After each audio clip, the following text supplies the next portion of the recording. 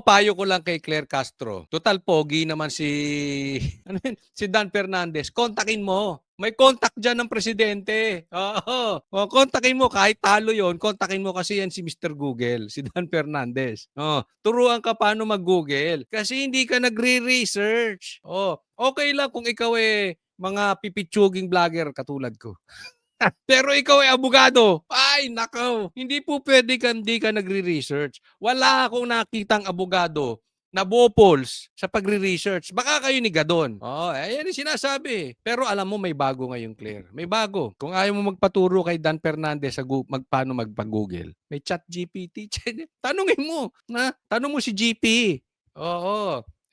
Makikita naman yan ha. Sige. Sinabi ito at hindi na sila sana napahiya. Okay. Magandang tanghali po sa inyong lahat. Unang-una, nais ko pong pasalamatan ang Bayan ng Balayan sa pag-host sa atin ngayong araw na ito. At tayo po ay kakagaling lamang sa Regional Trial Court ng Balayan para magsampa ng kaso laban kay Yusek Claire Castro. Palakpakan naman niya, palakpakan. Ha? Ayos yan kasi alam mo, tapat-tapat lang yan Oh, ito si Claire,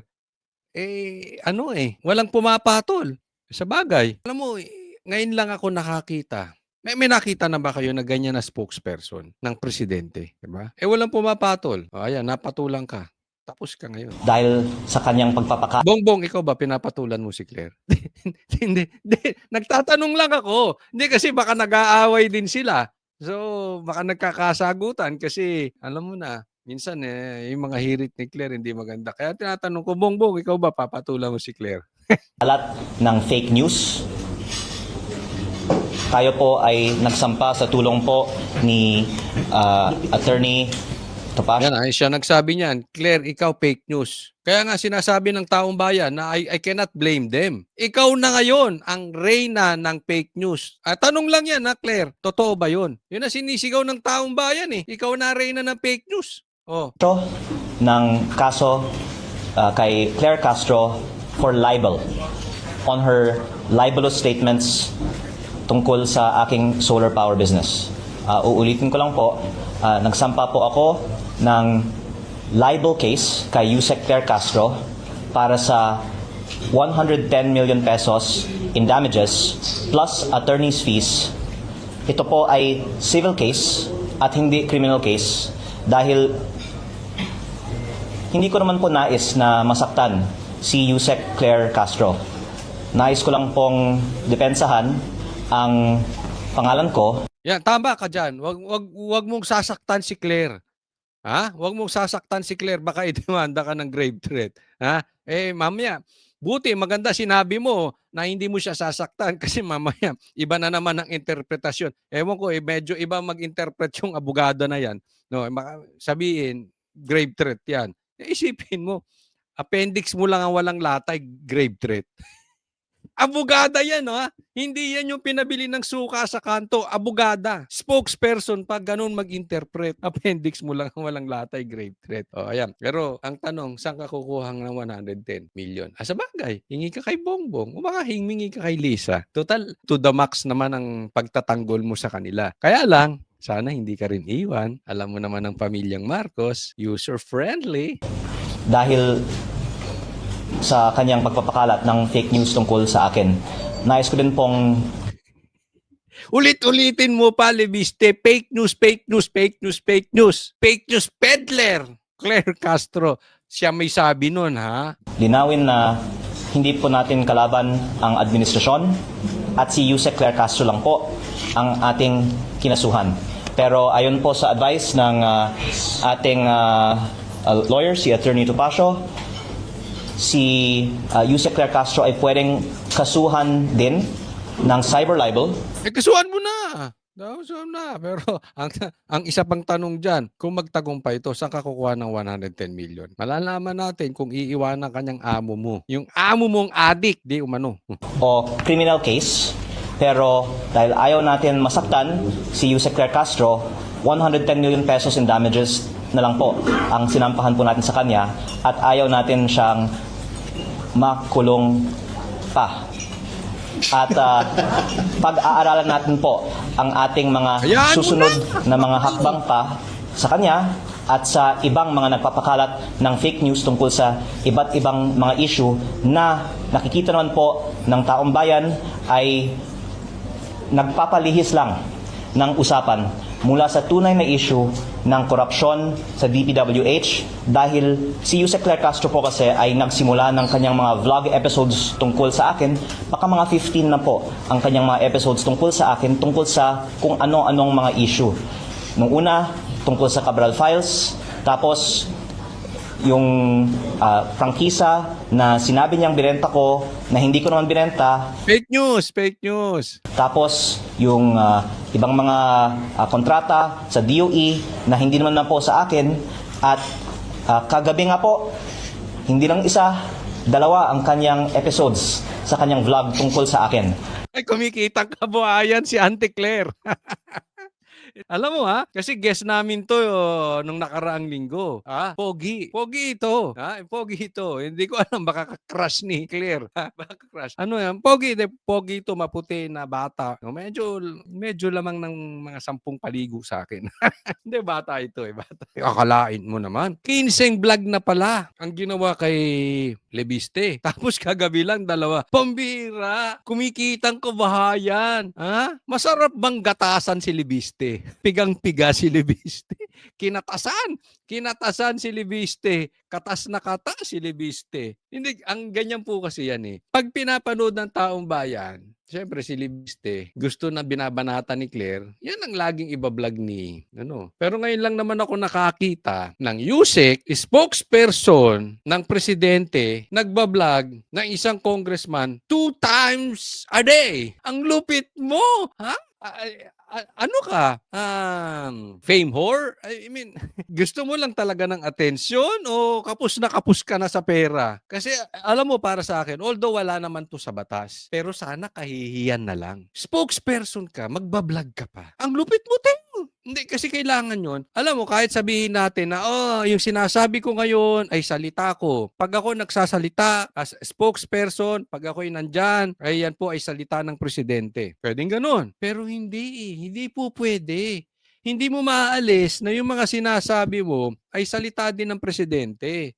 Hindi ko nga alam kung ganyan talaga katanga yung mag-asawang Bongbong Marcos at Lisa na hinahayaan kang spokesperson, nagbablog ka pa. Or gusto talaga nila. Dahil alam nyo si Bongbong, wala talagang accomplishments yan. Wala talagang magandang nagawa yan. At puro kapalpakan ang nangyayari sa kanyang administrasyon. So ang gusto niyan, baragan ng baragan ng baragan ng baragan. Kasi kung mag-uusap tayo, kung mag-uusap ang mga vloggers, kung mag-uusap ang mga media, kung mag-uusap ang mga politiko patungkol sa kanilang nagagawa, basag na basag sila. Pero kung baragan lang tayo ng baragan, yan, may pumupuntos pa sa kanila. Naintindihan? Kaya siguro ako, sa tingin ko, posibleng gusto nung mag-asawang Marcos, mag-vlog ka rin. Kasi sino ba naman sabihin mo, itigil mo na yan. Spokesperson ka nagbablog ka pa.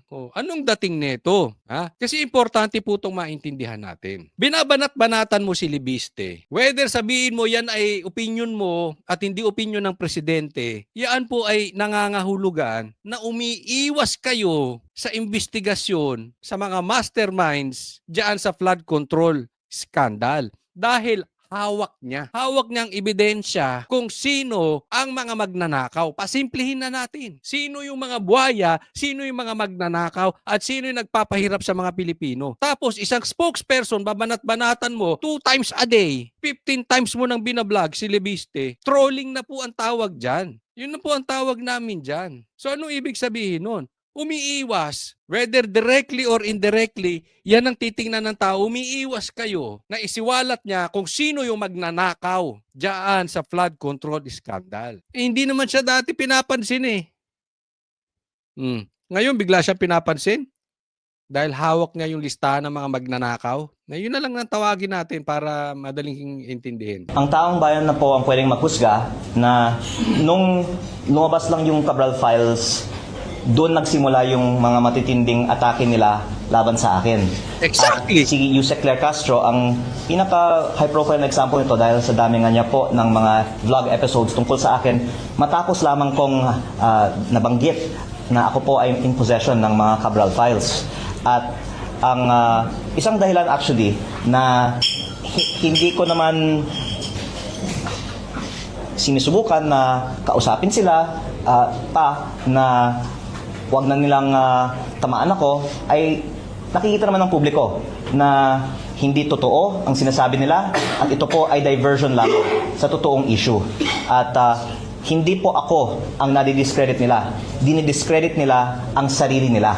Kaya pinag-aaralan ko po ang aking mga hakbang at nakita Kasi ganito simple. Kaya sabi niya, dinidiscredit lang nila yung sarili nila. Halimbawa, sabihin ko sa inyo, hawak ko ang listahan ng mga adik.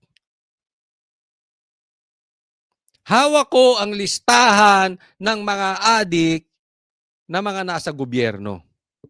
Tapos biglang aatakihin ako nito. Hindi ba obvious? Kasi halimbawa ako presidente, hindi ako adik. Sasabihin ko, sige, labas mo yan. Gusto ko yan lista. Ako ombudsman. Hindi ako adik. Sige, ilabas mo yan. Gusto ko yan. Ako spokesperson. Gusto ko ilabas mo yan. Tara na. Halimbawa, ako ang mayor ng Davao City. Ay, gusto ko ilabas mo yan. Eh, matatakot ka lang naman doon sa listahan niya kung adik ka. Yun halimbawa. Ito kung ikaw lang naman nagnakaw. O isa sa kaibigan mo ang nagnakaw. Or pinoprotektahan mo yung kaibigan mong nagnakaw. Talagang babanatan mo yan siya, no? Obvious di ba? Silibiste. actually, mabuti pa na magsalita siya kasi wala nang naniniwala sa kanya. Ayan, ito, paliwanag ko lang maiksian. Alam nyo sa katotohanan, yung mga sinasabi ni Claire, wala na talagang naniniwala. Meron siguro yung mga panatiko na talagang galit sa Duterte. May mga ganyan mga panatikong galit sa Duterte dahil meron silang kamag-anak na adik, naapektuhan ng kanilang pamumuhay dahil may buhay silang pang-adik or yung iba komunista. Meron po talagang crowd na ayaw lang sa Duterte. So, yan lang yung mga naniniwala. Pero alam nyo yung salita ni Claire is the same as yung salita ni Bongbong Marcos. Yung mga promises ni Bongbong Marcos at salita ni Claire, wala nang naniniwala. Meron silang cult following na lang talaga. Kakaunti na lang yan. Dahil lang, syempre, ito yung mga kakampuet and at the same time na ayaw makaupo o makabalik sa pwesto ang Duterte. Kaya sabi niya, magsalita na magsalita yan dahil walang naniniwala Diba? Nakakarinig kayo ng mga pangako ni Bongbong Marcos. The more na nakakatawa. Alam mo, minsan, ito hindi po ako naging vlogger or naging sinakyan niya mga vlogs nitong si FLM. Alam niyo yung vlogger na yon. Tapos maraming vlogger kumita ron dahil sinakyan niya. Hindi yun ang issue ko. Ang issue ko dito is yung nakakatawa na lang panuurin. Yung parang nagmumukha kasing tanga. Alam mo naman na yung pineflex niyang yaman ay hindi totoo. Same thing dito sa kila Claire tsaka kay Marcos. Alam mo yung pinapangako nila, wala. Kaya entertaining lang na parang feel nilang katotohanan yung sinasabi pero wala namang talagang naniniwala na.